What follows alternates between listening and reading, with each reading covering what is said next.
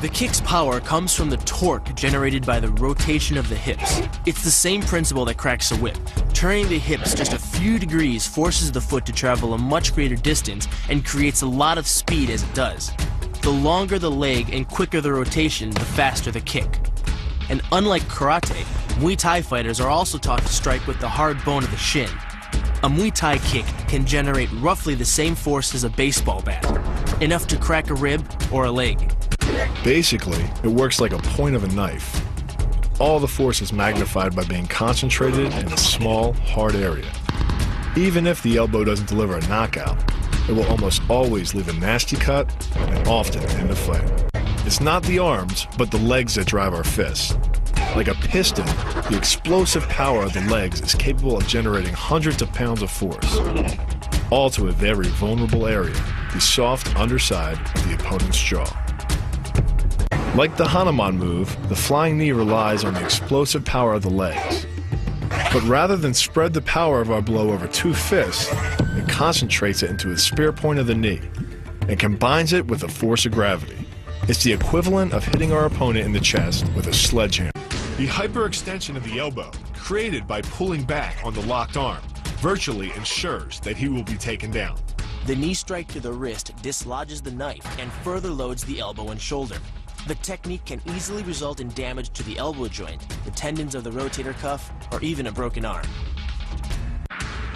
The key to this move is turning your opponent's lower arm into a lever. By grabbing his arm during the initial attack, you set up the lever such that direct loading to his elbow joint is achieved. Once the elbow is locked and loaded, you can pull a much heavier opponent off balance by simply lowering your center of weight.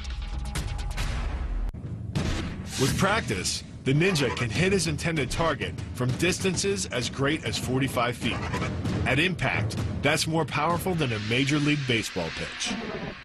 This move is more about timing and precision than power. Instead of hacking through the limb, the first strike imparts an injury just a few inches below the elbow. The sword's razor-sharp blade easily slices through the soft tissue of the attacker's arm. This opens up his defense and provides the ninja a clean opportunity to deliver the kill stroke, a powerful shot to the top of his head. The move works by using your opponent's own body weight against him. The first strike can land at speeds greater than 20 miles per hour and can stun your opponent with the same injury-producing energy as dropping a bowling ball from over 11 feet onto his torso. By using his arm as a lever in conjunction with the leg sweep, you drive your opponent to the ground. Once he is on the ground, you follow up with a devastating strike to his face. The secret to the move is wrist control. By rotating your opponent's wrist to the maximum extent of its range of motion, the bones of the wrist lock against the bones of the forearm and make it impossible to bring the strong muscles of the upper arm to bear.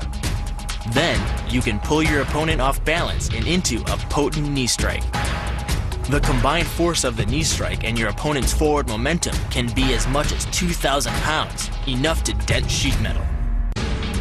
The effectiveness of the Pola Kaimao lies not in raw power, but in speed.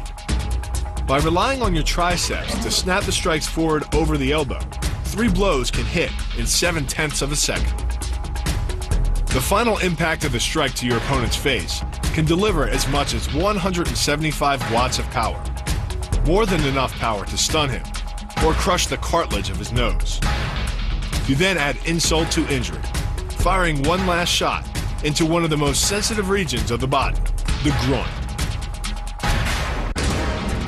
Pulling off the move relies on 2 factors. The first is to combine the block and the strike into a single action. This reduces the time your opponent has to respond to just 1/10 of a second. But the real focus is to aim your strike at the throat. Because as little as 76 pounds of force can collapse the larynx, the strike doesn't need to deliver a lot of force to be deadly. One blow like this and the fight is over.